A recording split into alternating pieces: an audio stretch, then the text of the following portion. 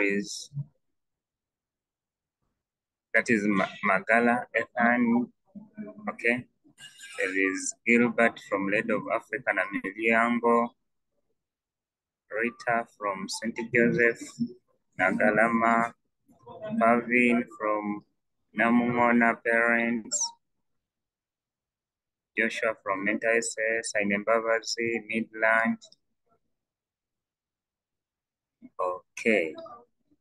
There is this one from Uganda Matters, Namugongo, Musa Jafar, Baleses, Udo SS at Kaira Hope, Dafin from Namugongo. Okay, Ukedea College, Ivani. There is Trina from St. Augustine. Okay, please continue making them come. Just be typing like that as we continue. Okay, so after us introducing ourselves, I know most people are still doing that. As people are still joining, I see the number is still small. We are only 67, 68 actually. I expect a class to go up to around 200. So as people join, they'll introduce themselves. Meanwhile, I think before I can even start the lesson, I'll first of all, it being our first lesson, I'll need to know your expectations so that I know my targets also. So on that note, I just want you to type a particular area where you feel I should shine more light on in the sessions as we shall be going. Of course, we should put in mind that we can't finish all of them in one session today because it's only 2 hours. There are 5 not others for the next session, which shall be hopefully next week, because this is the only lesson you have this week. So I'll simply require you to type whichever area within the first chapter, which is the cell structure. Yeah, we are going to be handling cell structure. Of course, we shall also be going through a number of items that shall be provided by you. And of course, this is your first exam in A level your items that you did at maybe as we are doing the studies of the previous term. Therefore, you will simply type them here if you wish anyway. But if not, then you will, I'll need you to just type that particular area of interest. I'll give you an example. You can put water, maybe and its biological functions. Maybe you can type lipids and their properties. Like that particular area you would wish us to put more light, you can simply put in your chat box there. So for now, okay, so people are putting in the messages. Let me check them. Hope people are not still introducing. Okay, cytology, yes, chemicals of life, nutrition, ecology, cytology, histology, cytology.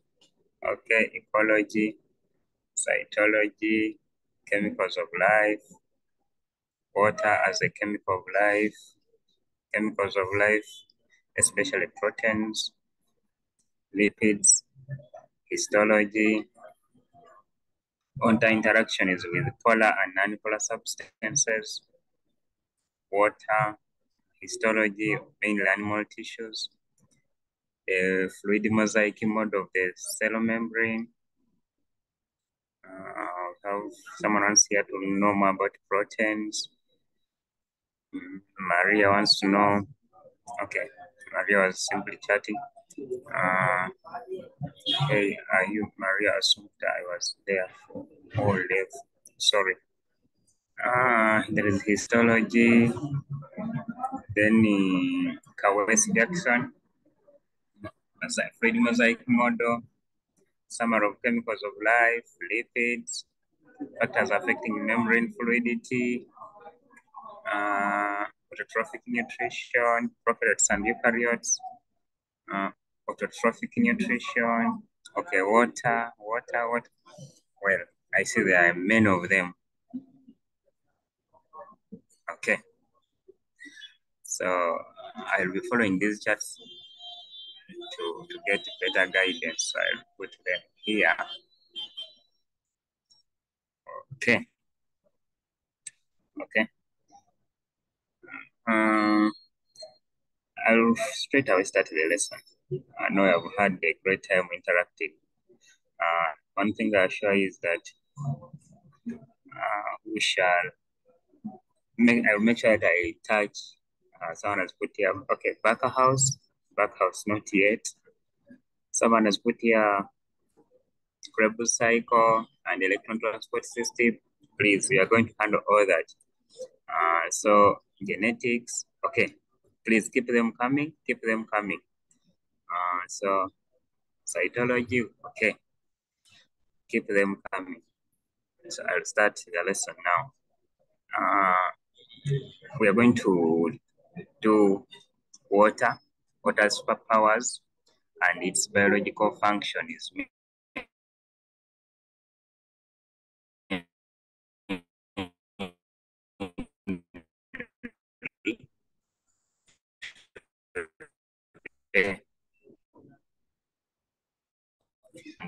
like it's a very important molecule in life.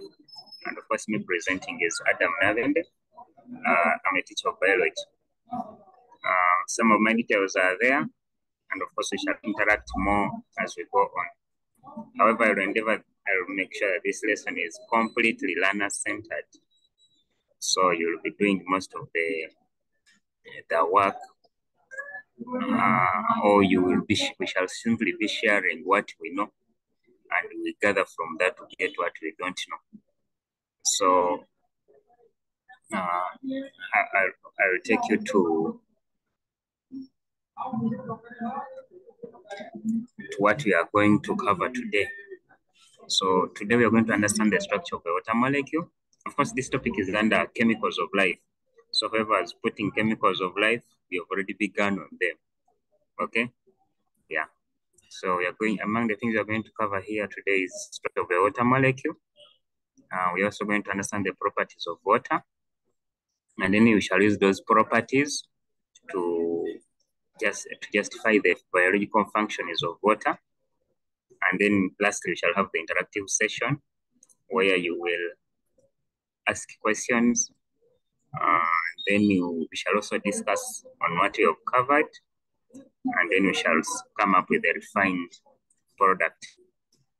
So of course, there is no way I can start this without me showing you what we must know within what you are going to learn. And of course, that one is all enshrined in the competency, which says the learner evaluates cells and tissues by analyzing and relating them to the structures. Relating the structures to functions as the basis for medical research in order to improve on health. But the main learning outcome today is to analyze the properties and functions of chemical compounds. And in this case, chemical compounds shall specifically handle here are water, proteins, and lipids. Of course, we shall also include the enzymes, and we shall specifically relate them to mammals, where man is part. And we shall, since it is biology, we shall specifically talk about the cell. So with whatever chemicals of life we shall be relating, we should be able to put them under the cell. So we shall all our focus shall be the chemicals of life, and they are all within the cell. And in that particular cell, they are performing roles of cellular structure, they are performing roles of metabolic processes in the living organisms. So that one takes us to there. So first of all, there is always this question you can ask. People are always saying, what is life? I don't know if you can all justify that what is life. But what if it is wrong also? Because we always hear of water causing floods, people are drowning, destroying property, and all that. I think using that you cannot justify that what is life. But biologically, what is life? Why? because first of all, globally, water takes up almost 2/3 of the world. So majority of the world is made up of water. And in relation to the living things, the human body alone consists of 70% of water. And I think, of course, you will simply always think that the whole of your body is made up of flesh and other things, but water it takes up the most of the percentage of the human body, accounting for the 70% of water. Of course, giving some of the examples of materials that contain water, we have things like blood, urine, sweat.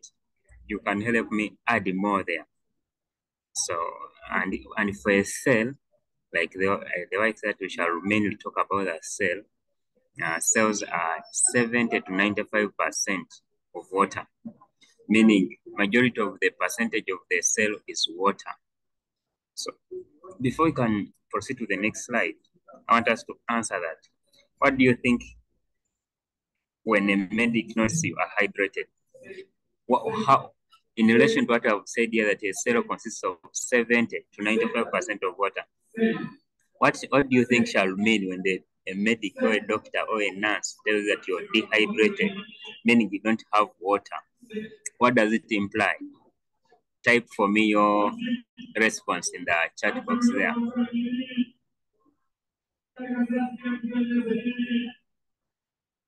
Yes? Okay. Okay, someone here is typing things that contain water.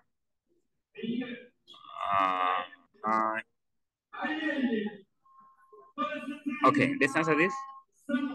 What do you think when a medic notes you are dehydrated? What does it mean?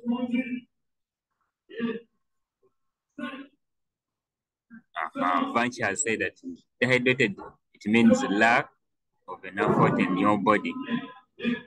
Good. The overall percentage of water in the body has reduced.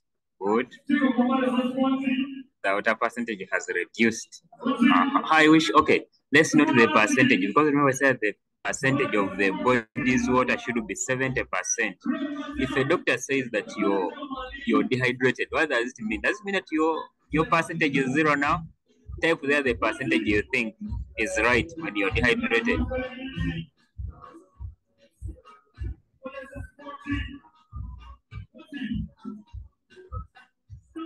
40, okay.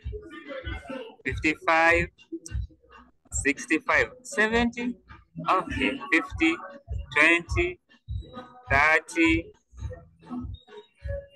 okay.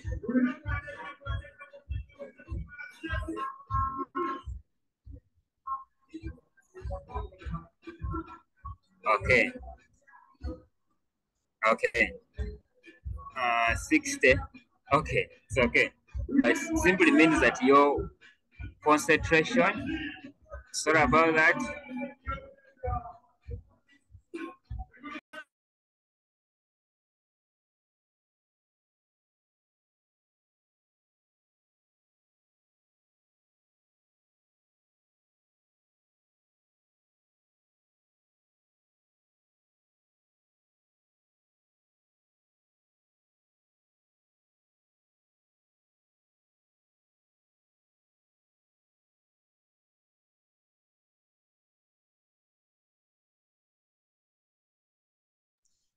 Okay. Sorry about that. I hope we can live back our normal background. Okay. So let's continue. And let's go to the structure of water. Now, usually for water, I don't know how we always understand how water is usually. Okay, so before we even discuss how water is water an element, a compound, or a molecule? One of the three. You can type your best one. Is water a compound, element, or molecule? Compound, molecule, a molecule, element, compound, both. both words. Okay. Compound. Joshua says compound. Daniel, compound. This one will say element. Molecule.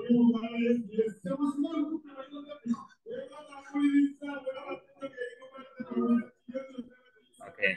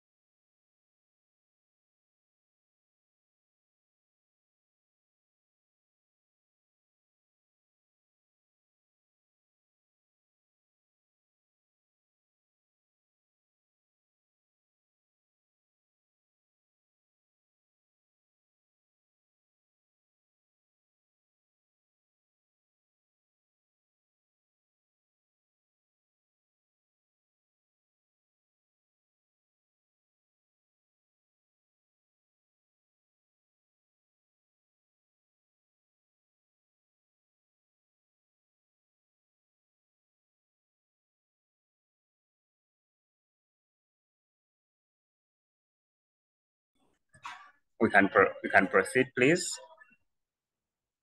We can proceed now. I've been trying to solve that challenge of noise. I think apparently are good to go. So we were discussing the structure of a water molecule, and the question was, is water an element, compound, or molecule?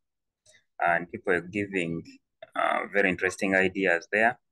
I saw someone cite that water is an element. I'll try polar molecule. I'll try to go through all of them so that I can respond accordingly.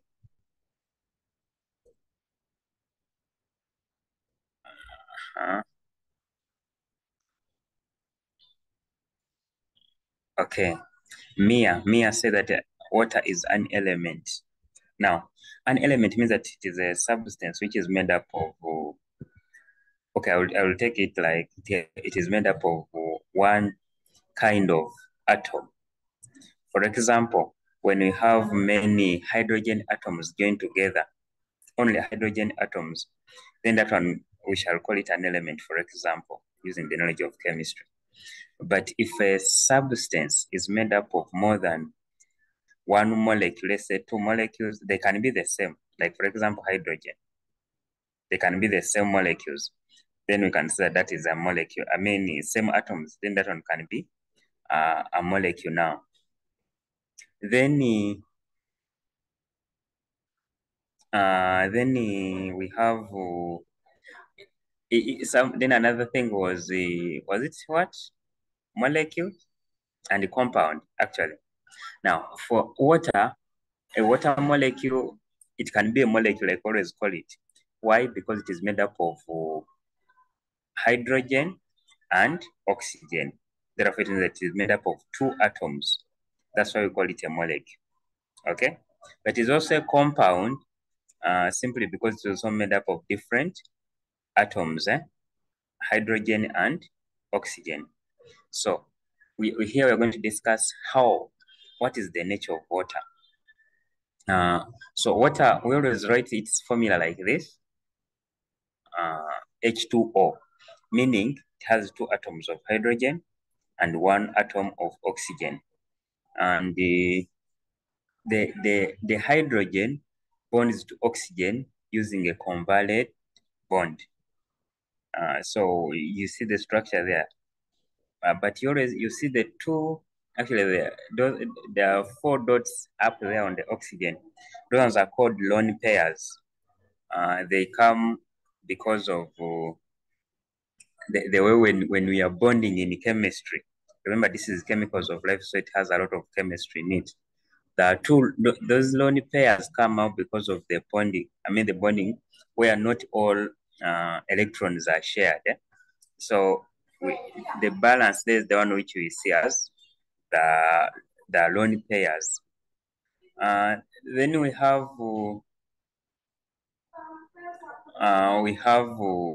electrons of each bond are shared between the hydrogen and oxygen. I've already talked about that. Oxygen has a stronger attraction, and then the unequal sharing of the oxygen to have negative charge, and the hydrogen ends has a positive charge. Now, I will answer how the negative positive charge come up. So usually, we usually have what you call the sharing of electrons during bonding. For example, for hydrogen has only one electron. Therefore, we usually say it is partially stable. So in that case, it needs, in most cases, it will have to share. It will have to share the electron to the oxygen. Okay, so usually the one which loses an electron we usually represent with a plus, and then the one which gains usually represented with a minus. Okay, and that is the knowledge of chemistry. So because we have the hydrogen which is positive, and then the oxygen which is negative on the water molecule, it means that one water molecule has two charges. It has a positive and a negative. A negative is on the oxygen, and then the positive is on the hydrogen, meaning the overall charge of on a water molecule is neutral. Why? Because it has both a positive and a negative. So that's why I always say that water is neutral. So that's so any comment on the structure of water before I can proceed? Any more light you can? Any more thing you need to know about the structure of the water molecule?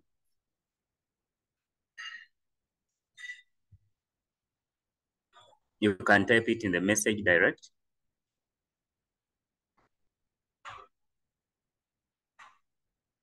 Angle between hydrogen, non-polarity, angles. Yeah, usually there are angles given there. Those dots are called lone pairs. Let me type it here. Lone pairs. That's the name of the dots, okay?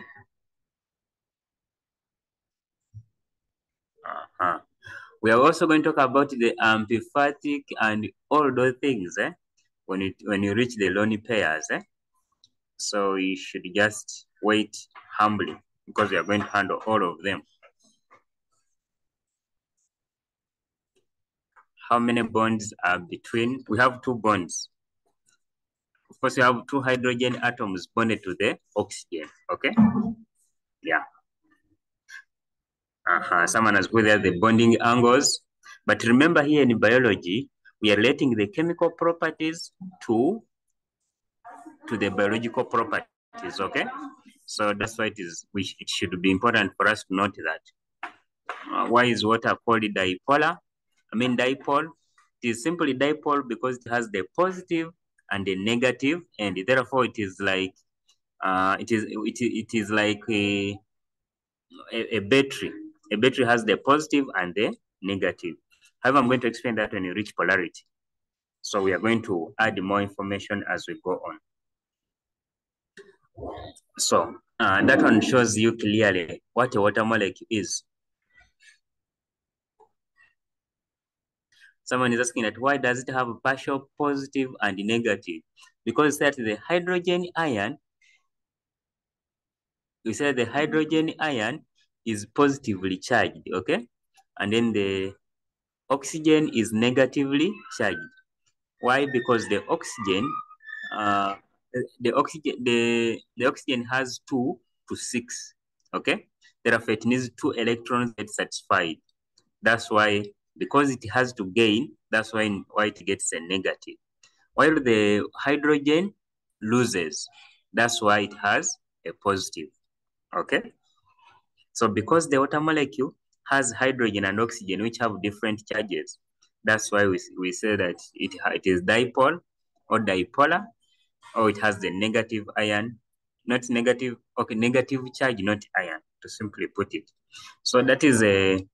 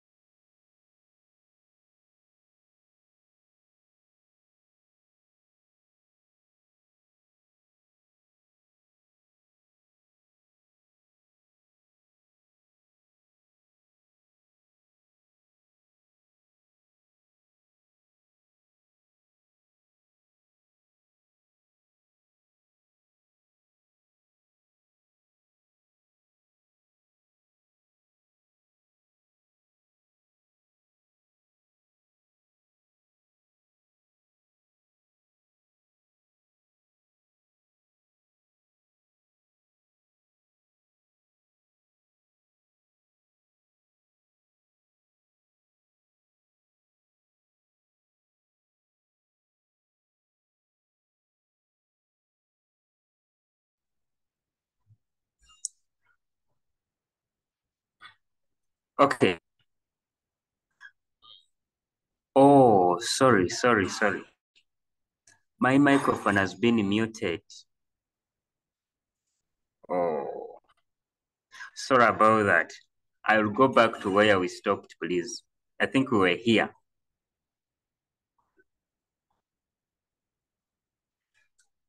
I think we were here. Show me the slide. Sorry, my microphone was muted. Sorry about that.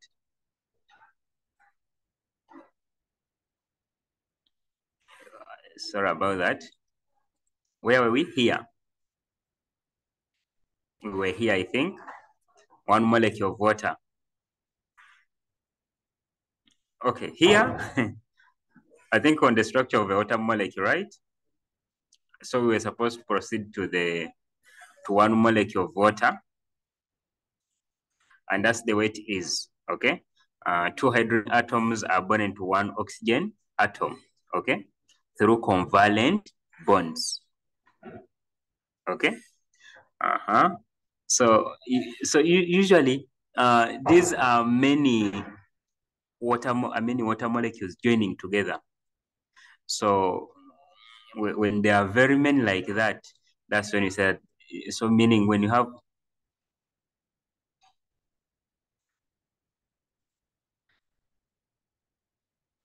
oh, I thought I was sharing the screen. Yeah. You can't see my screen? Type there yes or no. I was thinking you were seeing my screen. Perfect. You can see it. You can see it. Perfect. Good. So these are many water molecules joining together. They are the ones now there we can see. And then, so meaning a raindrop has millions of water molecules that have joined together. So though I know previously you could think the water molecule is made up of one, a drop is made up of one water molecule is wrong. It is made up of millions of water molecules.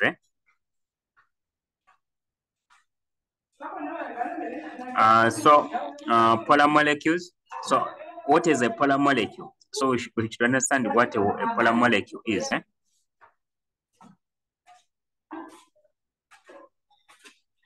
So a polar molecule, a molecule that has electrically charged areas, meaning it has a positive and a negative. This one we call a polar molecule.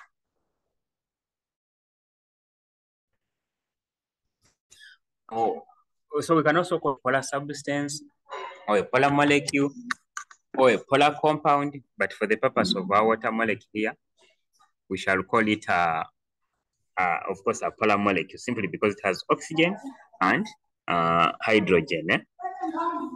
So we shall proceed. So meaning, just I have clearly indicated it there using a cell, something that is polar has charges, okay? It has positive and negative.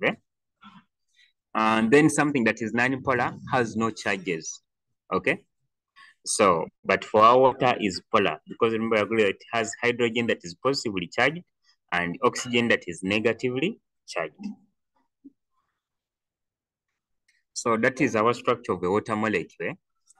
We see it has a plus on the hydrogen, a plus on another hydrogen, and then a negative on oxygen. That's why we call it polar. So that's what happens when it is polar. The positive hydrogen ends are attracted to the negative ends of the oxygen of another molecule, like we see there, like that. In other words, the hydrogen doesn't come and join to another hydrogen, okay? But instead, it comes and joins to the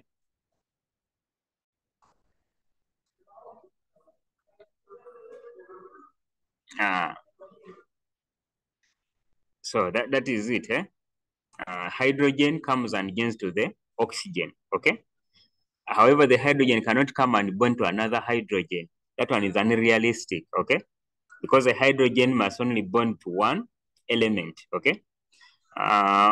hydrogen can only come and join to the oxygen because oxygen still has room for addition of electron because that it is highly electronegative.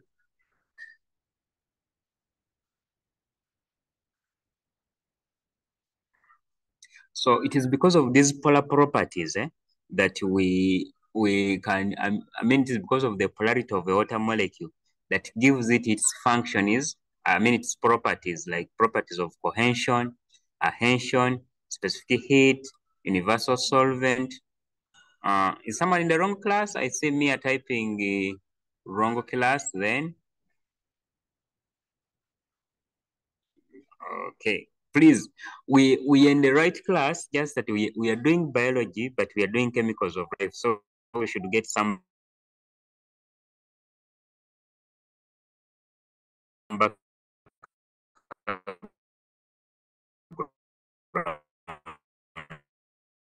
of the structure of water. Make sure that you keep abreast, please. So I was saying that the properties of water are the ones responsible for the properties of water. Okay, and we are going to, so all happen because water is a polar substance, like I've clearly put it there. In other words, if water wasn't polar, then we couldn't be having water perform these sweet functions for us.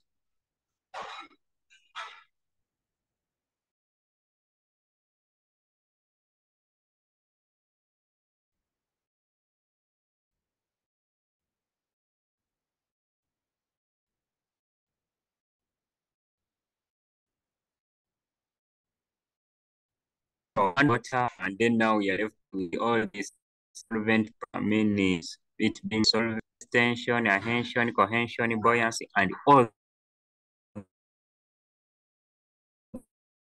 those.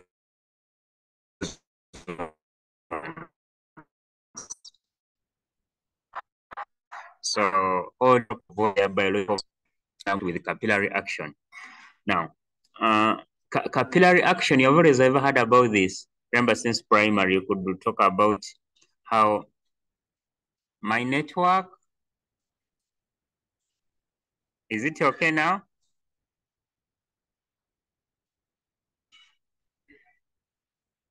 Does it mean that all the properties depend on polarity? Yeah, we are going, like, that's why I listed there the properties, okay? That's why I want to take time for you to understand why water is polar, okay? Yeah. So let's start with capillary action. Capillary action, okay? And I was talking about capillary building your house at home, or you've ever moved and they're constructing a house.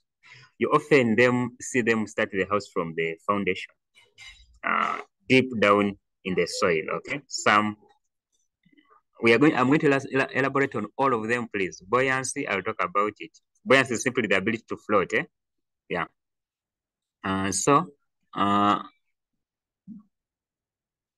Buoyancy, please, I'm going to elaborate. Don't mind. I'm going to elaborate. Yes, thermos properties were removed. I'm going to show that as we go on. There I was simply showing you how they come up. Okay. So capillarity simply, like I was telling you at home when they were constructing your house. When they're constructing your house, you simply see them raise it from the down from the soil, but when it reaches the surface, they put up some paper, black paper, which is called DPC. Usually the reason as why, who thinks the reason, who knows the reason as why they put up that paper? When they are constructing the bricks or blocks from the soil, after them reaching the surface, there is that paper they put, black in color. Someone is putting it so that water doesn't go through. To prevent upward movement of water. Perfect. Damp proof course. Good. Is telling us the meaning of DPC. To prevent dampness. Good. Meaning you have some idea about that. Continue putting them. So the reason as to why they put that paper is because water usually comes from the soil going up. And if it is not for that paper, then the water shall continuously move up. And the process by which the water moves up is called capillarity. Okay? So it is that capillarity simply means the process by which water moves upwards in small tubes. And I did a simple illustration here. And like you see what is in, let's say that is a basin, then we'll put our small tube there. And then when you see it always go up, okay? It goes up until the whole place is filled up. So the purpose of that, I mean, the reason as why the water moves upwards like that is because of capillarity. So that's why they always put that damp proof course to prevent the water from moving upwards. Otherwise, if it continues moving, the house can easily break. So that's why they often put it, illustrated it there. So that one is also very important. It's a very good property of water that we should also put in mind. So the combined force of attraction that helps the water move upwards is the cohesion and adhesion. Okay? We are going to understand the meaning of cohesion. Cohesion means when molecules or atoms or particles that are like, that look the same, get attached to each other. Okay? For example, when one water molecule joins to another water molecule, then we shall say that the force that is joining the water molecules together is cohesion. Okay? Now, adhesion is the opposite. Adhesion is when one water, when one substance joins to the other, which is not like it. For example, when a water molecule joins to the let's say the iron sheets of your house, the force that is joining the water molecule to the iron sheets is adhesion. We are going to illustrate more on that.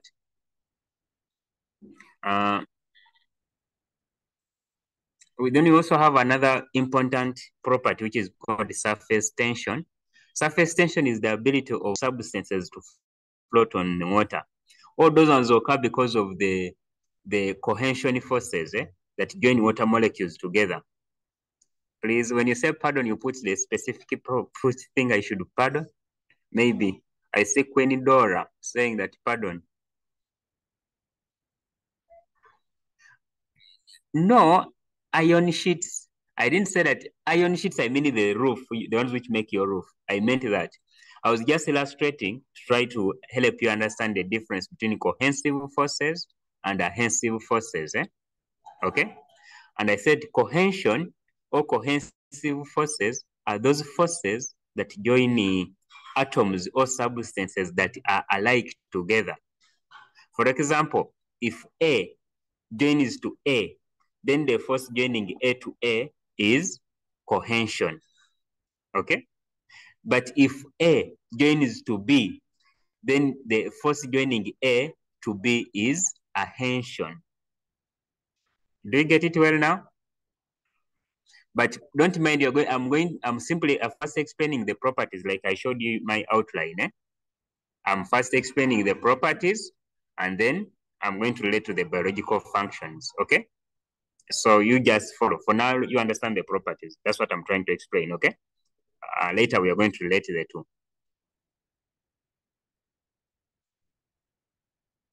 How is, no, the polarity doesn't, polarity, okay. Someone is simply, like we say that it affects most of the properties. Doesn't affect all, please, but it affects majority, mostly the chemical ones, okay? So don't simply cram it, okay? Someone is saying that doesn't adhesion also apply to surface tension? Now, adhesion, he said adhesion is the ability of water molecules to join to other substances that are not water molecules. Like I gave you an example that when, let's say A joins to B, the force joining A to B is adhesion, okay? Now, cohesion and adhesion both affect the surface tension ability. But that ability, because remember here something is, meaning the ones which are joining water molecules on the surface of the water are cohesion, okay? Now, adhesion would only mean that, let's say the insect that is floating on water, its ability to join to the water is the one adhesion. But what is leading to surface tension is simply cohesion, the forces that keep water molecules on the surface. Okay. So that is like we see insects are able to float on water because of surface tension. Okay.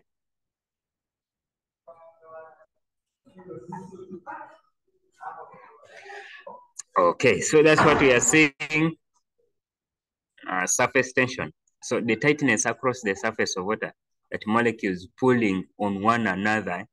Yeah, that just like I said earlier, that water molecules are joined together using using cohesive forces. Okay, so this one makes a liquid to be stronger. I remember in the books they used to say that Jesus moved on water. Okay.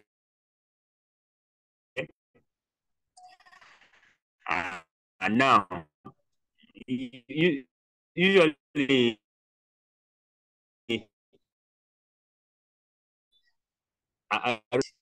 let me.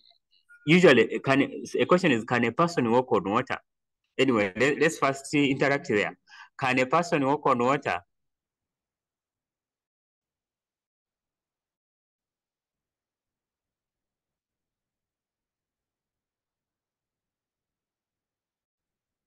Let me explain surface tension, and I want you to ask something. Think on water? Jesus did only by miracle. Out of Jesus, Jesus wasn't a human being. No, no, no. Okay, people, for those who are saying yes, I'm going. No, no one can walk on water. Never. Papa said, but Becca has said never. Acheng Melissa, he was what? Okay. Very slim people. Okay. And he says that in normal circumstances, it can't happen. We just believe. Okay. Isn't hydrogen bonding related to surface tension? Yes, because remember we said that, okay, Chinese men do, okay. Dead bodies. Okay, let me explain this. Usually, a person can walk on water. Yes, animals walk on water in areas where where there is complete snow. Like for people who come from Greenland, where lakes can become solid, or they solidify, or rivers solidify because of the state of the surface, that the surface is all full of ice. A person can walk on that ice. And in that case, we shall say the person has walked on water. Not so. Yes. But under normal circumstances, no one can walk on liquid water. No one can walk on liquid water. That is just fiction. So people can only walk on frozen water. Okay? But the liquid water, no one can walk on it. Okay? However, small insects, or when you put the filter paper on water, or when you throw something that is very thin, it can float on the water simply because of surface tension. So surface tension comes out because of the interactions of the water molecules. Because remember I said that water molecules can bond to fellow other water molecules using hydrogen bonding. And the forces that keep these water molecules tightly packed together are the cohesive forces. So because of the cohesive forces, the surface of the water looks a bit harder for smaller materials or animals to easily walk on them. And that is the importance. So the importance for them is they can easily walk on them. They can easily identify food through that. Okay.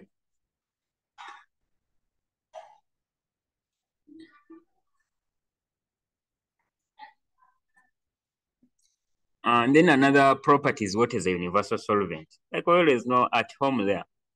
What would happen if you went without water? It means that you will not make tea. You won't make any juice because water dissolves a number of things. You put there sugar, it dissolves. You put there salt, it dissolves. It dissolves like a number of things, very many things. Okay. So I said, teacher, why is it that dead bodies can walk on water and not living people? Well, dead bodies are already dead. Now how they walk? Anyway, It's okay. So they can't walk, okay, because they're already dead anyway. How can they walk again? So what is a universal solvent? Because it dissolves very many things. So universal solvent, this is a nickname for water. We know that water is a universal solvent, of course, and dissolves lots of things. So we have to remember here things like solvent, the thing doing the dissolving, the water is the solvent. Solute is the thing which is being dissolved. For example, sugar is a solute. Salt is a solute. That thing that is dissolving in the solvent is the one we call a solute. So other polar molecules can be dissolved. In other words, things that have charge can still be dissolved. But I'll first ask, is glucose, because sugar, okay, let's take sugar. Sugar is glucose. I mean, sugar is sucrose. Sucrose is a carbohydrate. Or let's take an example of glucose, rather, because it is done we are well familiar with. I want a response from you. Is glucose a polar substance? Remember the meaning of polar. Polar means something that has charge. So is glucose polar or non-polar?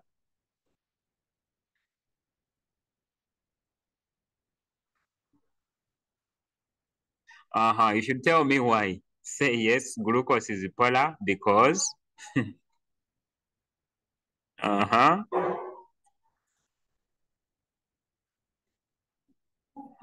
tell me with with an answer.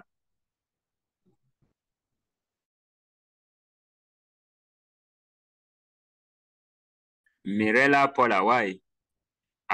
No, I want the charge bit. Yes, because it has charges. Good, it has charges. Where are the charges? Yes, because of the presence of oxygen atom. Why the oxygen atom? Someone has brought something very good there, as we talked about the hydroxyl group on the glucose. Okay. Remember, glucose has a hydroxyl group. Hydroxyl group is the OH group. Because of the presence of the OH group on the glucose, that's why glucose is polar. Okay? Good. Are we together? So that's why. So glucose can dissolve simply because it has also a polar charge. I mean, it has a charge on it.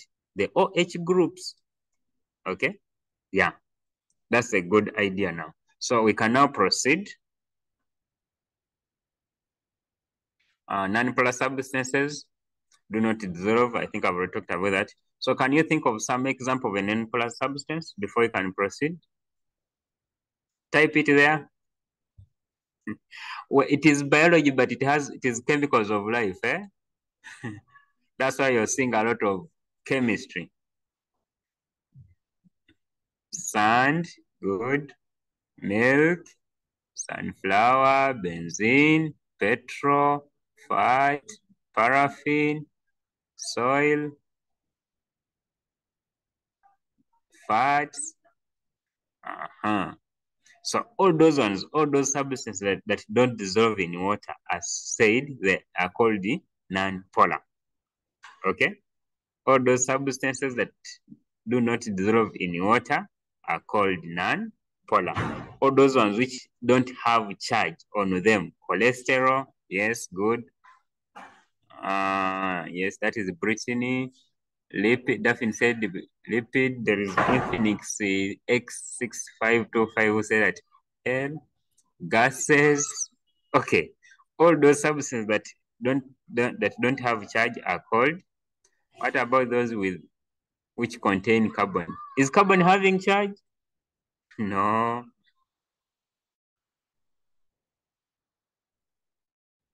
Benzene. Perfect. So let's proceed. So the question is, why is water so good at dissolving things?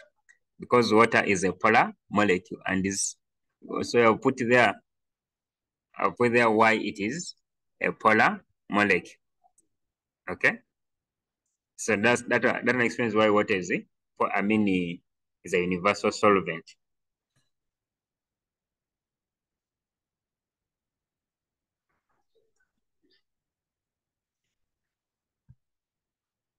So because what is a polar molecule? It is attracted. I think we've already talked about that. So let's talk about cohesion and adhesion forces. So water molecules like to stick to each other. Like we all know, usually when you see, like you know, usually know that water flows in one line, okay? Water always flows in one line. So because water flows in one line, the reason as why the water is able to flow in one line is because of the cohesive forces that keep those water molecules together. We already learned about that. So I gave you another similar scenario of water molecules like to stick to each other, okay? Like here. That's why when you put a water molecule, it will go upwards. What about when you pour there alcohol, like ethanol? It doesn't be like a water molecule, like you've always seen. Like in the first thing here,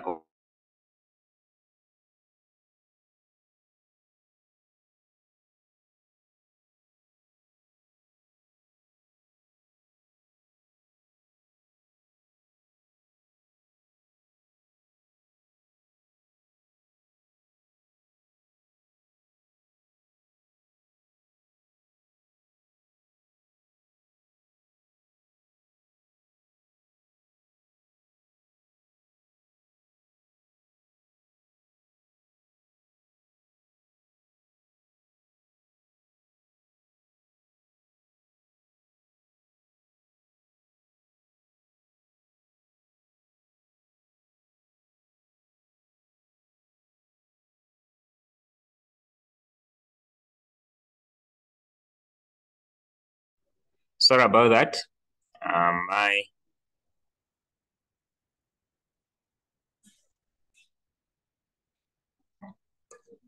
My network a bit fluctuated, and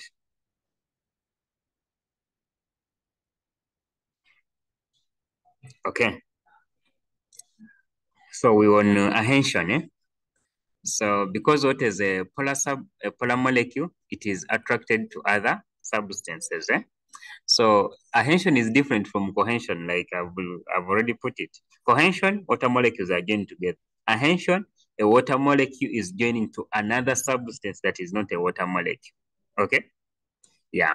So adhesion occurs when molecules of water are attracted to other substances. For example, the ability of a water drop to join to the glass is the one we call is because of the adhesion,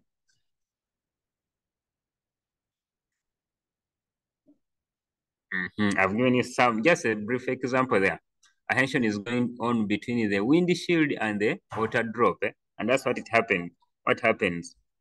Well, so it's like that. So this is a windshield, and then this is a water molecule. Okay. So you see that here. This is the windshield. It is the one which is helping the water molecule. Okay, maybe it cannot even be a windshield, but can even be a glass.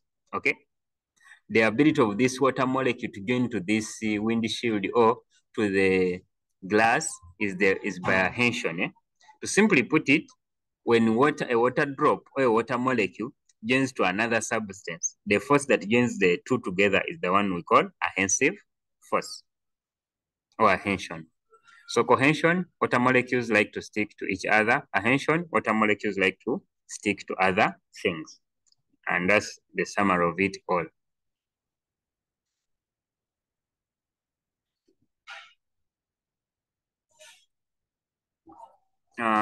So we shall proceed. So I understand, shall there be some time to talk about cytology? We shall, please. We shall find that time. So let's talk about polarity. Now we are letting the properties we've talked about up there to their functions. Are we together? We are letting the properties I've talked about up there to their functions. So we should pay much attention there because this is the biology now. And remember, according to the learning outcome, we should be able to understand these concepts well. So we are starting with the polarity. So what is it? We said polarity is when water has a positive and a negative end. Then the biological function helps it to dissolve many substances because it can dissolve sugars, it can dissolve ions, it can dissolve salts. Okay, so that is the main function. So we have an activity there.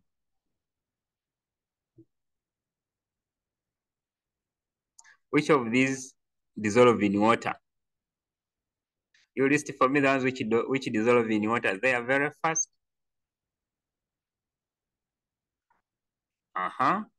Please. Salt, sugar. Salt, good. Gilbert says salt, sugar. Rhea says salt and sugar. Salt and sugar. Salt, drug, sugar. Okay. I'm waiting for one person who will put there that sand. Okay, so at least we have an idea of things that dissolve in water. And the ability, why Ranjo has put that sand, I saw it coming. Okay, sand and oil don't. Ella has answered you. They don't. Potassium crystals. Okay, that's good. So polarity, the property of polarity helps the water to dissolve many substances. And therefore it is because of that that water is a universal solvent. The biological importance is it can help dissolve many substances into our blood, for example, or even in plants can also help them transport things in the liquid form. And we have talked about the things which dissolve here. Remember, our body needs alcohol. Alcohol, yes. Okay, we shall. Okay, we shall talk about that more. So that is the importance to the biology. I mean, relating the chemical to the biological. And then we shall proceed to the solvent of life. So what is a solvent of life? Okay. So you know that what is a universal solvent like that one says that what I can dissolve anything apart from oil, like because we are from checking, I said water does not dissolve oil, and we agreed about that. So what is a universal solvent? And it can dissolve many materials, cations and anions, water hydration spheres.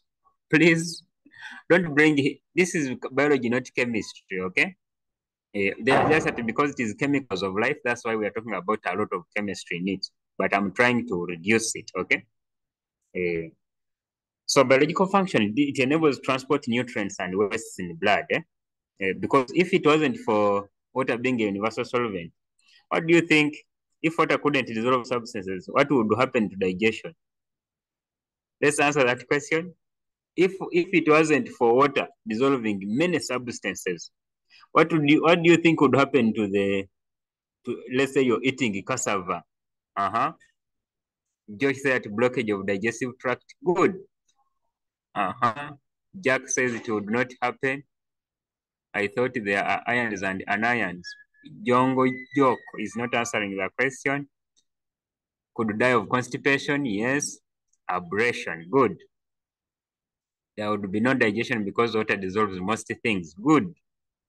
Nutrients, difficult to transport in materials. Raymond Rains. Gilbert says it would not exist. Good. Eric says constipation and dehydration. Yes. Oppo A77 says constipation. PAV would not take place due to lack of water. Digestion would not take place. That is Babi. Failure in transport after absorption. Yes. So good. Keep your suggestions coming. Sherry says no nutrient absorption. Good. No enzyme activity. Yes. Remember, it starts from the mouth. Saliva is in the form of water. Good. That's a good. That's a very wonderful observation. No observation. That's techno. Begin 6M. No excretion of waste. E.g. sweat. Good. So because water is able to dissolve all those materials, that's why we can have digestion take place successfully well. Because remember, even enzymes need water for them to function. Meaning, if there was no water, you could be unable to even break down starch in cassava. You could be unable to break down even the glucose, which I mean you'll be unable to break down even the proteins because they need enzymes to be broken down, which enzymes need water as a solvent. Okay, so that's why it is very important to have. Ramadan Kavali, just type it. Type it, please. Okay. So cohesion and adhesion. We are relating cohesion and adhesion to the biological function. So what it is? Water sticks to itself. That is cohesion, and others. That is adhesion. And that I have put for you a very good animation there. Okay. I put for you the very good animation. When water molecule is going to another thing, it is adhesion. When water molecule is going to another water molecule, cohesion. Okay. Yeah. So the biological function is supports capillary action, movement of water from the roots to the leaves. So if it wasn't for the cohesion and adhesion, there is no way water would move from the roots to the leaves to carry out to help in the process of photosynthesis. Because remember, I've been noting that in photosynthesis, we need water as part of the ingredients or the raw materials to be fed into the photosynthetic pathway for the process of making of sugars of food. Okay, meaning if it wasn't for the cohesion and adhesion, water wouldn't be able to move from the roots to the leaves. And what would you think would happen to that plant? It means that particular plant will not be able to carry out photosynthesis.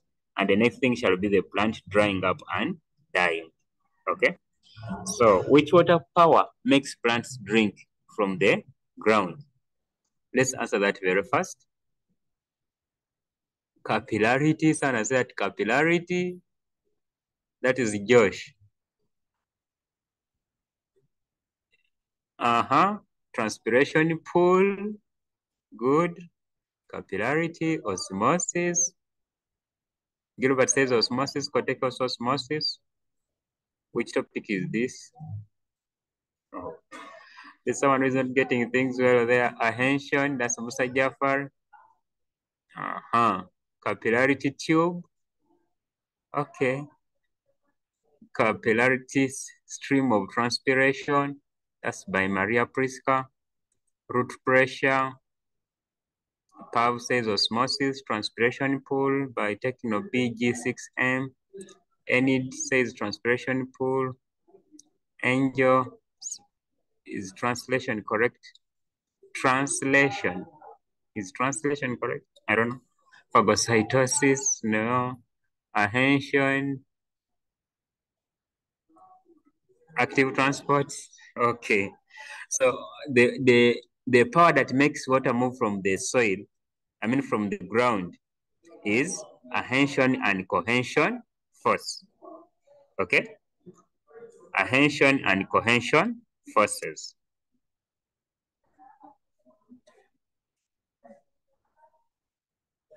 So that's the ability, like you see in our picture here, we have the roots, okay, that are pulling water upwards. Like this section here, you see the first drawing down here is for the roots. See the way the water molecules are entering, okay? Then they are kept in one stream going upwards up to when they reach the leaves and then they come out. So partly transpiration pull is a very strong force in the movement of water, like people have noted. It is also very important. Together with the adhesion and cohesion, they together make the water move from the ground to the leaves. Okay. Let's go to the I make it bigger. Sorry. Okay, so let's go to the next one, which is the transparency. So like we said, the transparency doesn't relate to the polar properties, okay? But of course, it is all coming up because the water molecules join together anyway to form a very big thing, like let's say lake, okay? And the property of this is because water is transparent and it is colorless, okay? It easily makes sunlight to go through it. And the importance of this is because the water is colorless, it shall enable sunlight to pass through it. Therefore, it shall be able to reach the leaf, I mean the chloroplast, where the making of food takes place. So that's why, and that's why water serves a very good function there. So meaning even if it is in the leaf, still light shall go through it, okay? And therefore enabling photosynthesis to take place.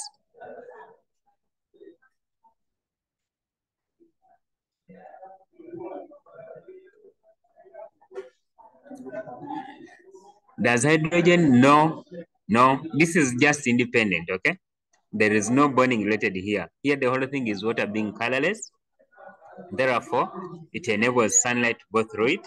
Therefore, being able to reach to the chloroplast, where photosynthesis takes place. Therefore, enables the cell to make sugars for plants or for photosynthesizing organisms.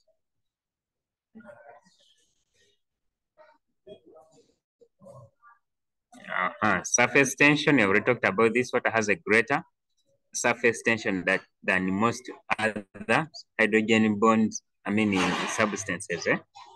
We have already talked about this. So the next step goes through the proteins and the enzymes.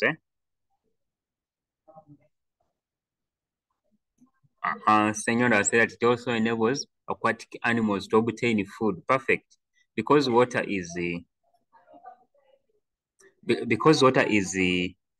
soluble, is transparent, or it is colorless, it easily enables like for organisms that live in water to easily identify their food, okay? But now there we are at the level of organism. Remember I said that we be on the level of cell and the tissue, okay? That's why I didn't bring in the one of organisms. Are we together? I remember clearly at the start I noted that we shall be relating to the cell and the tissues. Which property enables whales to freely swim in water? Which property enables whales to freely swim in water? Please, I think let's stick to the learning outcome, unless we just want to discuss just to get the knowledge anyway, okay? But of course, usually the main interactions of water, of course, water is a liquid anyway, okay? Because you can easily cut through the water, just like I said, because the bonding between the water molecules is not so strong like metallic. That's why you can easily go through it, okay? So that is because of the buoyancy, okay? Buoyancy is the ability to float. That one partly comes because of the cohesion and adhesion, okay? And of course, which lead to surface tension. So buoyancy is the ability to float on water. So the ability of the living things to float on water is because of the cohesion and adhesion forces that lead to surface tension. So let's type there some of the, then we take about its density. Okay, viscosity. Okay, let me try to handle one by one here. Hydrodynamic shape. Okay, most of the things people are typing here are thermal properties. I have left out, actually I had very many of them, but I saved them to reach our learning outcome, okay? Because there are many properties, but some of them are not applicable to our learning outcome, okay? For example, thermal properties. For example, there are those properties which don't apply to a cell, okay? So I decided to leave them out. However, if you want to know more about them, I can also guide you through them, okay? I can guide you through them. Thermal properties include the ones of specific heat capacity. We have heat of vaporization, all those ones, but we don't talk about them under here because they were put out. Okay. However, of course, according to our syllabus, they are not part. That's why I don't talk about them.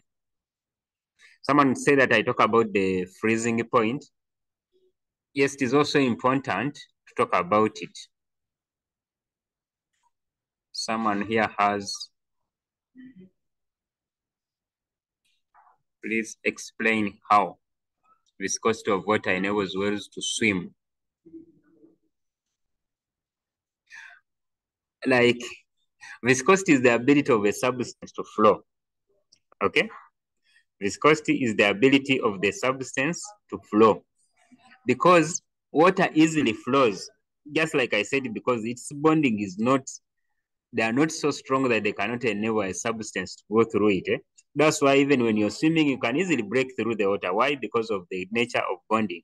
It enables the water to easily flow. Okay? So it is not so thick, like as oil is.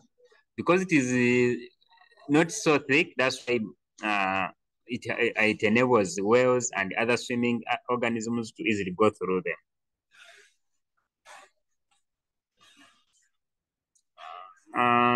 Okay, get not this. Now let's continue. Non-polar substances are hydrophobic substances. Okay, now on this slide is also, I have put the reading notes below them, such that in case you need to read more, you can see them. There is someone who talked about the amphipathic compounds. And amphipathic compounds are those compounds that have a charge on one side and a charge, another part which is not being charged. In that case, we shall say that thing partly dissolves in water. I'll give you an example of let's take an example of this protein. Okay, this side of the amino end can form bonds with water. This side of the carboxyl end can form bonds with water, but the middle cannot. Okay, so that substance which has the part, the hydrophilic head, the hydrophilic part.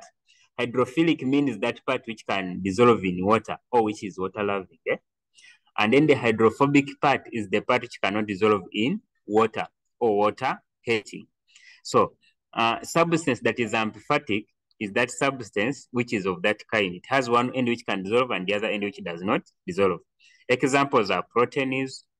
Okay, those are the things we call amphipathic. However, I think I will be able to share these slides. I will share them with you on the mail. So I will request you to write the email, then you can introduce yourself to me in the email, then I will forward for you the notes. We're on the interactive session. Just type your question there and I'll answer it. Teacher, let us go on the learning outcomes, please. Okay, someone wants me to take them to the learning outcomes.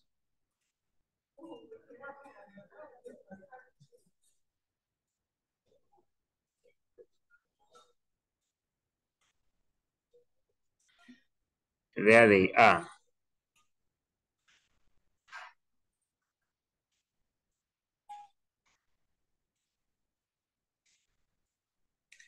This biology, not physics or chemistry, guys.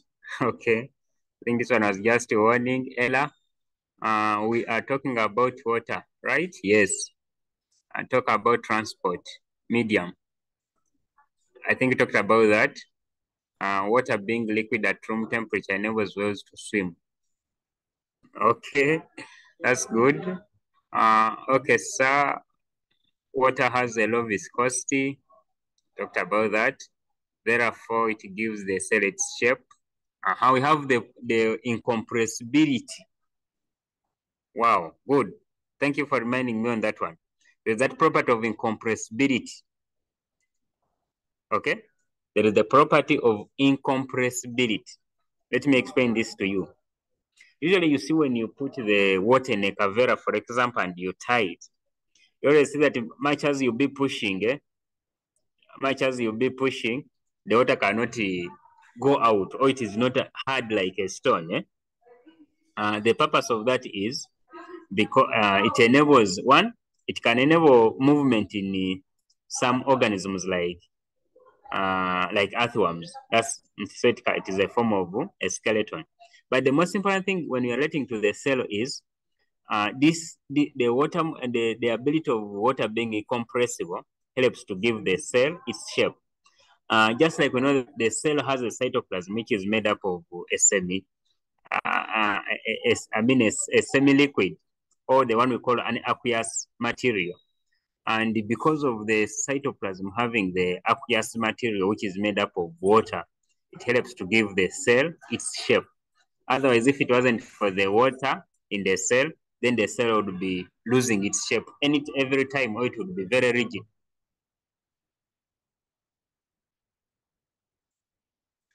Good. We should only relate to those properties that are related to the cell functions. That's why I began with the learning outcome.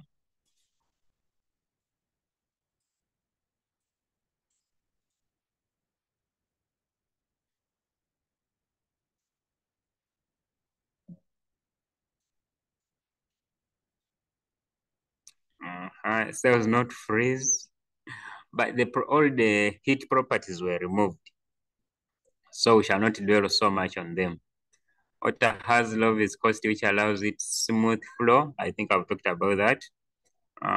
We continue. You gotta be kidding me. She's right. Realize that air does not float on water, but kind of dissolves. I don't know. They are not that much different. They are the same. I don't know what these people, I thought the people were typing here properties, but I don't see them. I'm trying to go through the chat box to identify any messages. What about WhatsApp? Your email, please. I'm going to share my email. Good. It has been shared here by Lil Britain. So you can simply send there a message, and then I will send you the notes. So I'm saying that, can we proceed to proteins?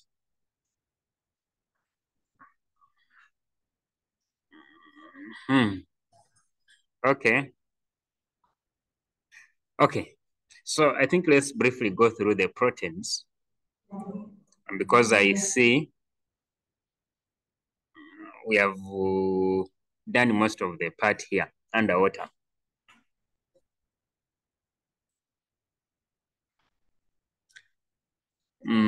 Let me take you to proteins.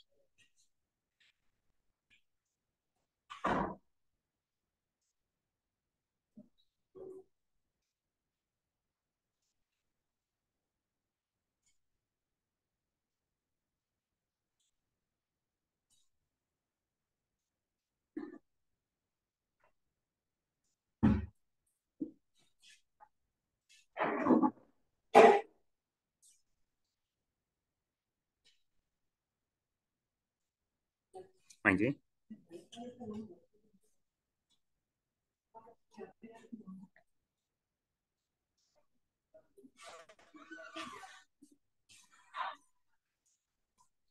No, we don't have carbohydrates.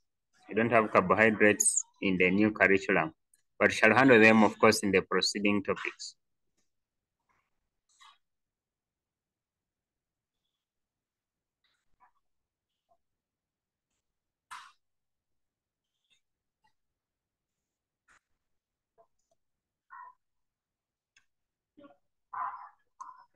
Just a minute as I put this right, and then I share it.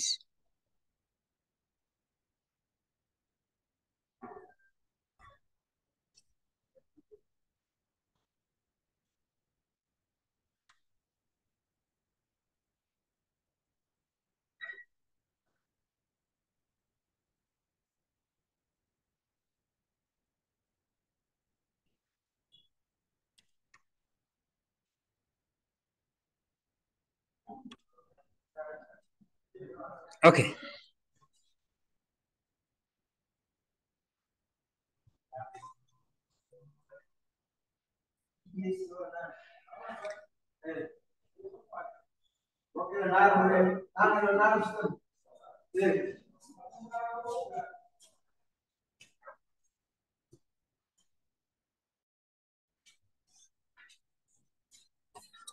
Okay, well, my slides are not so good because we were supposed to have this the next time. So don't laugh at them. At least they have the content I needed to give to you. Okay? Yeah.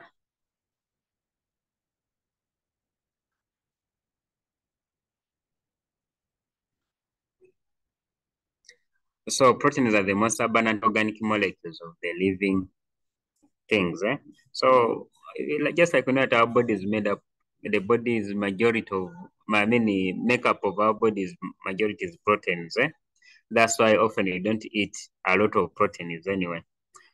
For example, usually you can't have beans alone or meat alone for lunch, no. But instead you'll have some carbohydrates or fats as being the majority of your diet. Okay, why? Because most of the proteins are made by our body. That's why I have majority of them. Um, so they constitute about 50% of the cellular dry weight. So those are proteins. They constitute about the 50% of the cellular dry weight. That's why I say they are the majority in that cell. They constitute the fundamental basis of structure and the function. Yeah. And of course, in 1839, the Dutch chemist J. Mulder.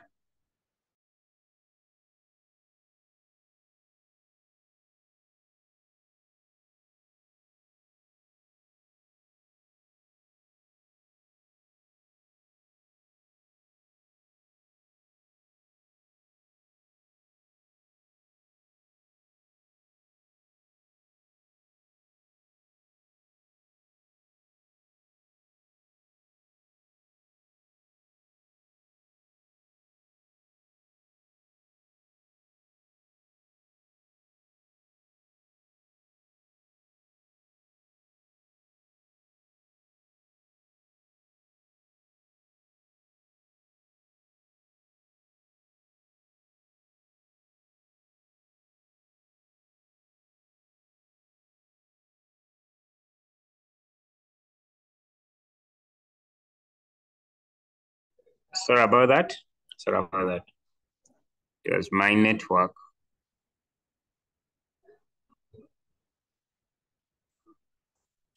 Okay.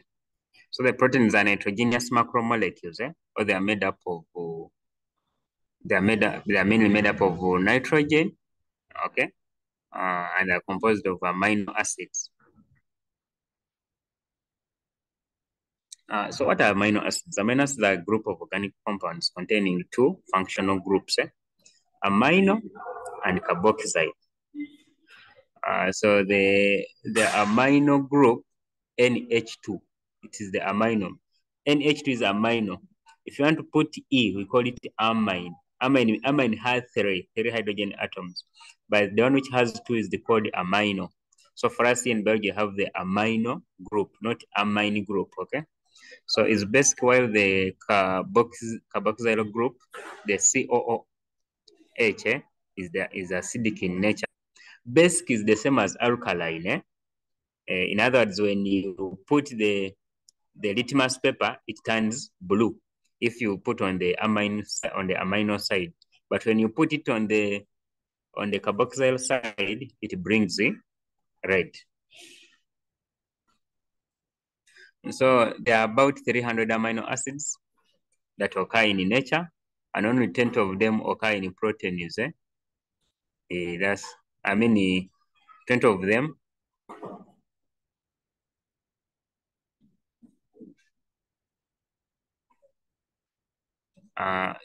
20 of them occur in proteins. Each amino acid has 4 different groups attached to alpha carbon, which is C atom next to the COOH. Okay, I think we drew that structure in the start.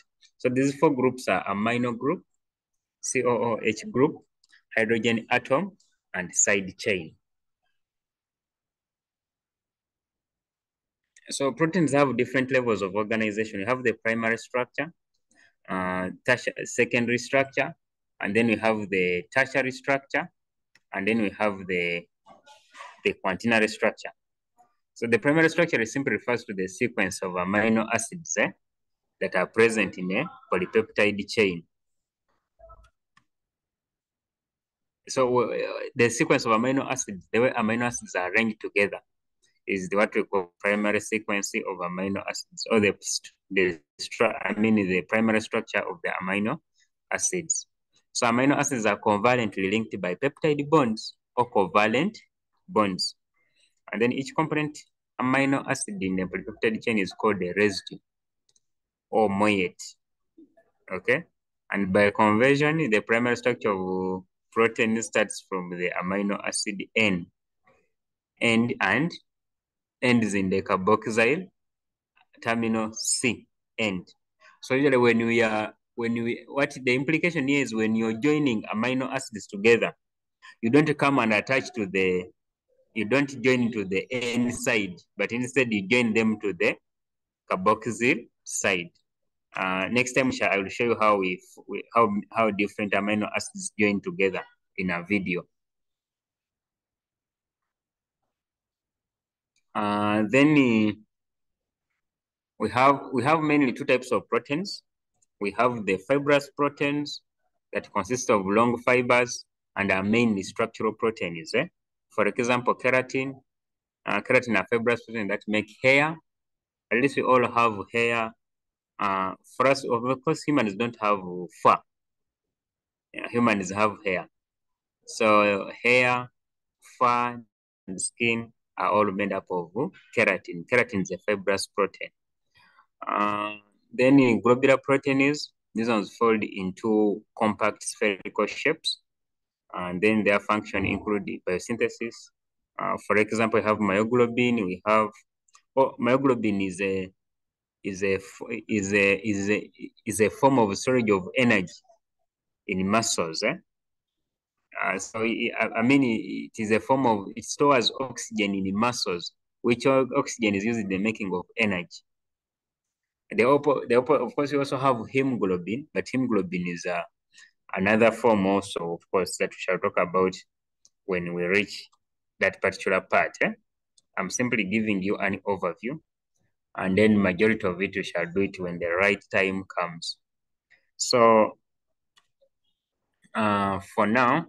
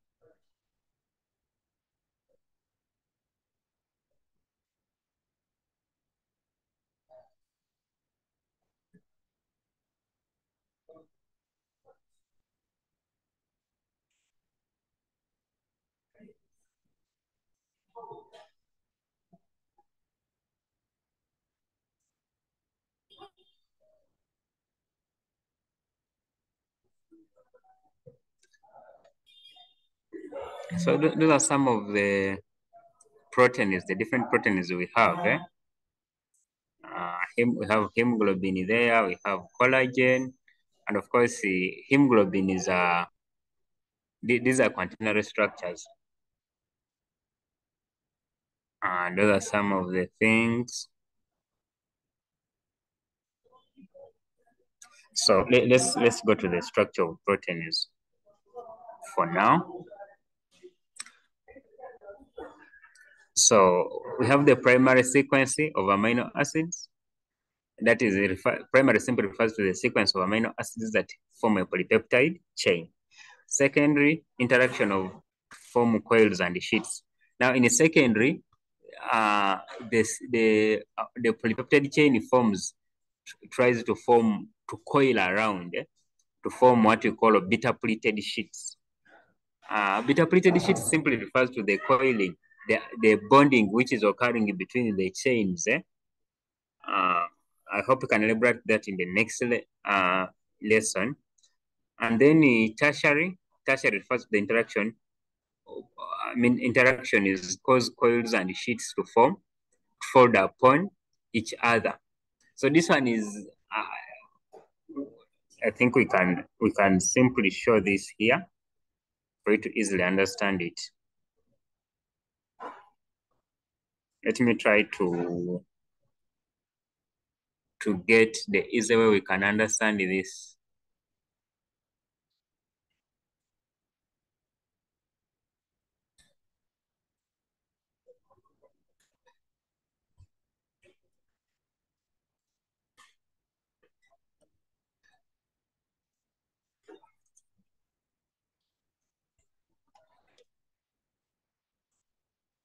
A quick one here.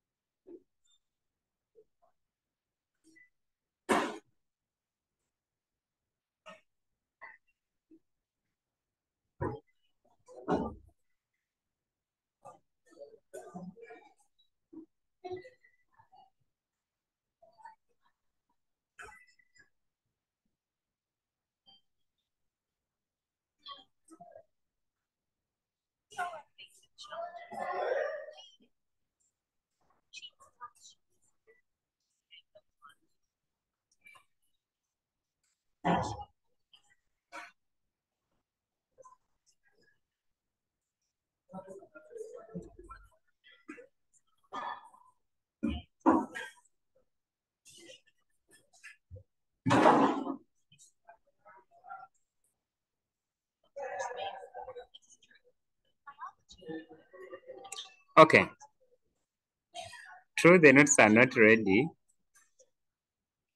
I think for today, we've handled that. Unless you have any more questions.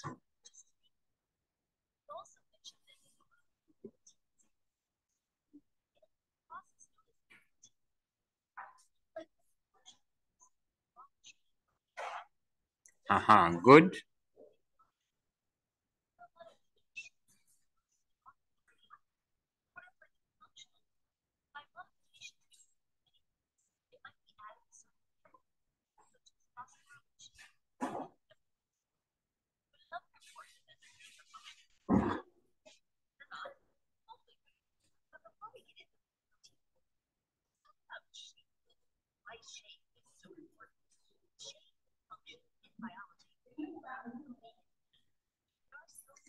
Okay, so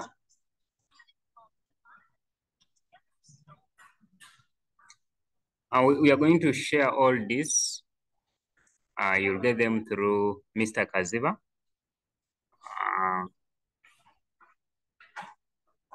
Okay, I'm going to share the notes.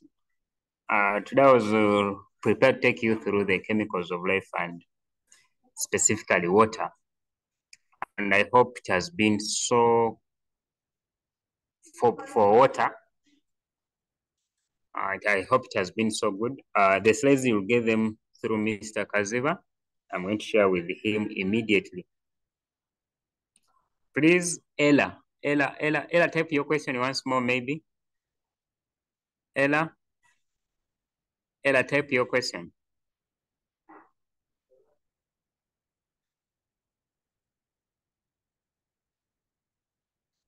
What of scenarios on water? I'm going to have all these scenarios. Do you hear me?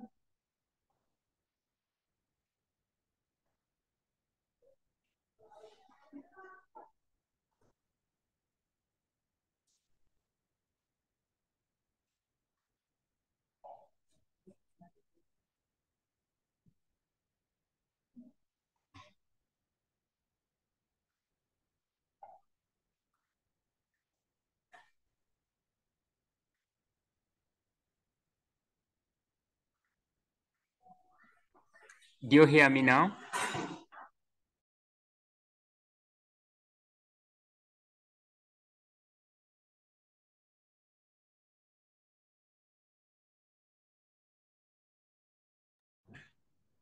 Okay, I don't know.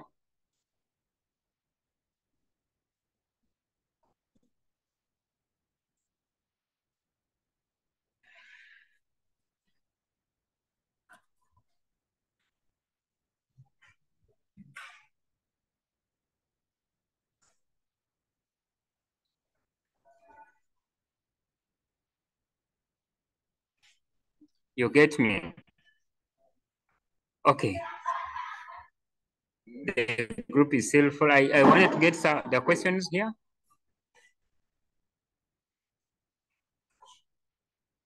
Questions? Oh, sorry, I was a bit so fast.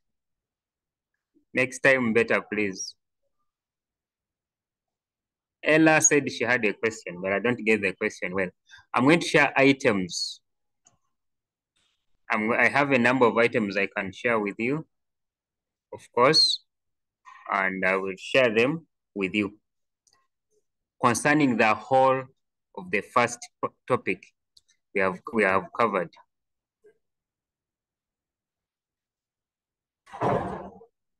Let me get some questions here. Okay, let me check the email.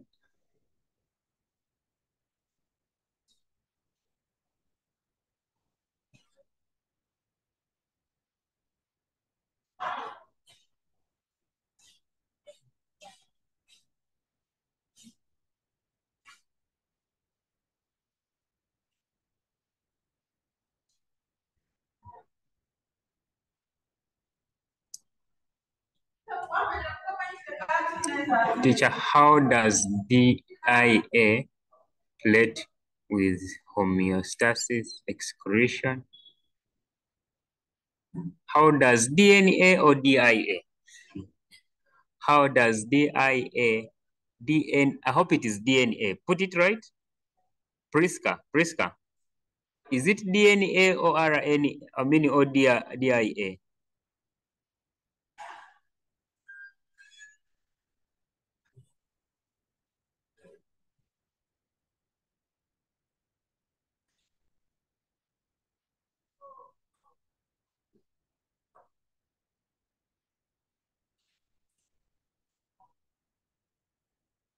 Okay, the PowerPoint has been put there. You can view it now. Why are organisms able to live?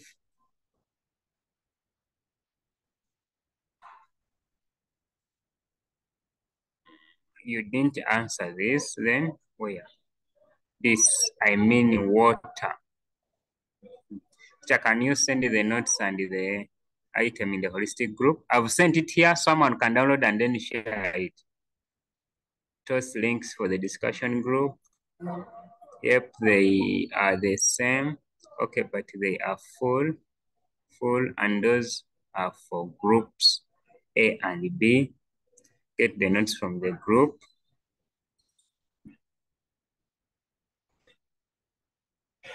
Musa Jafar, where is the question? I'm sorry I didn't catch up with the chat.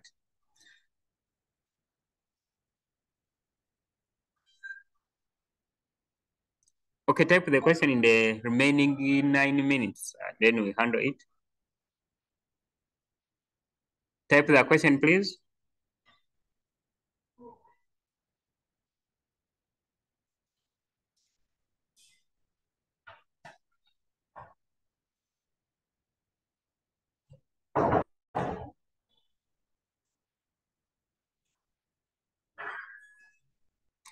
Okay, I'm sending the document here.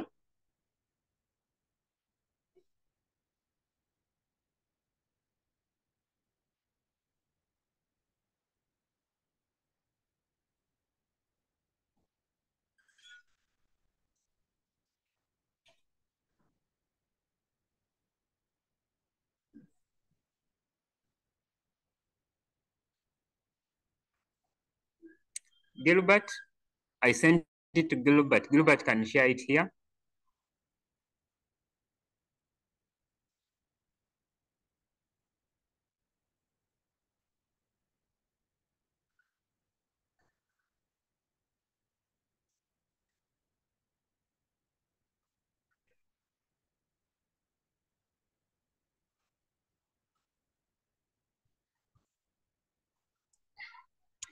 Okay, we can receive the document that we've been discussing about today there.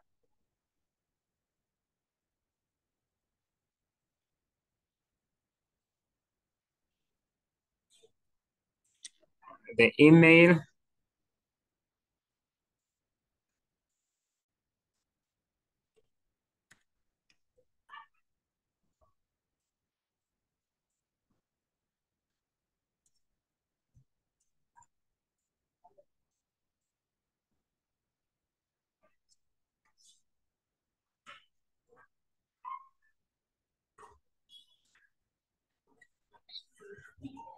Okay, that is the document you've been handling today.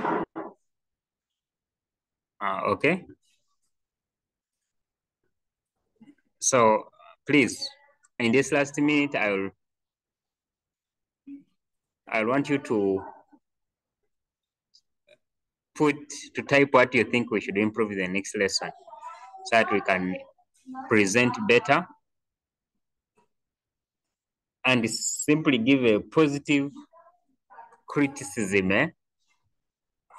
For example, say the internet disturbed, therefore we should improve on this. Next time we shall handle proteins and lipids, please. Today I was only prepared to take you through water.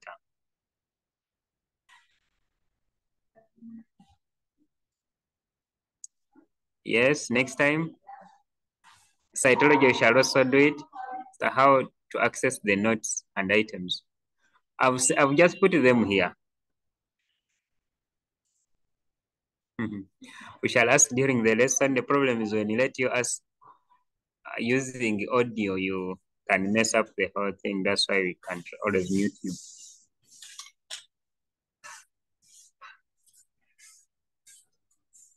I've just sent the items here.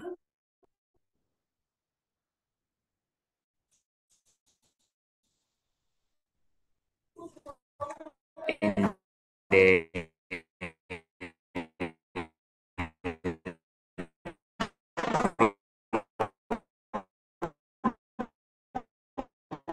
so where we didn't see that a question.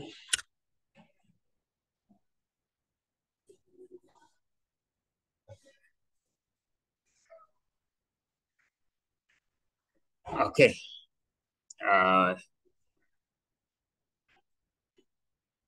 Okay. So amidst all that,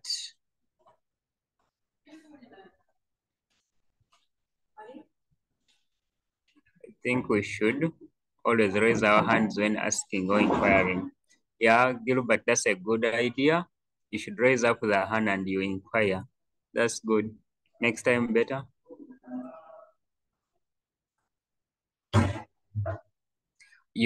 I think they shared here the number of Mr. Kaziva. You can reach out to him and then you'll be added to the group.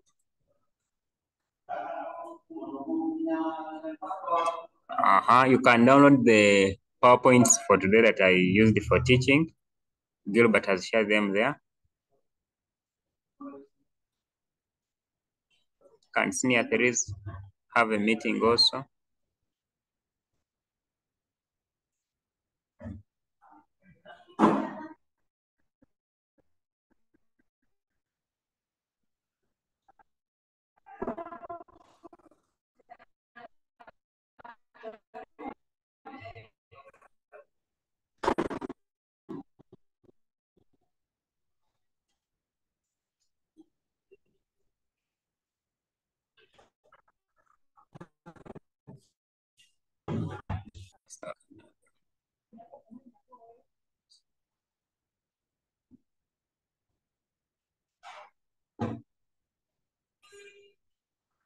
Yeah, maybe they'll make many more, okay?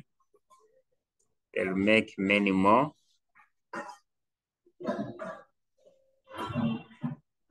All right. So it has been nice meeting you.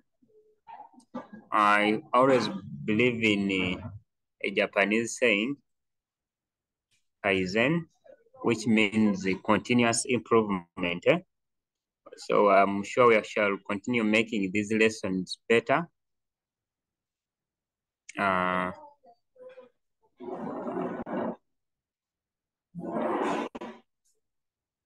Please, I'll be slow next time. Sorry about that. Okay, please, continuous improvement. So I'll hope with your notes you've taken today, I'm also going to take them seriously, and then we improve the next time. We make it better, maybe even make the network better. Otherwise, it has been great meeting you, and I would like to, at this moment, to wish you the best of the evening until we meet next time. Please have a good evening and a good night.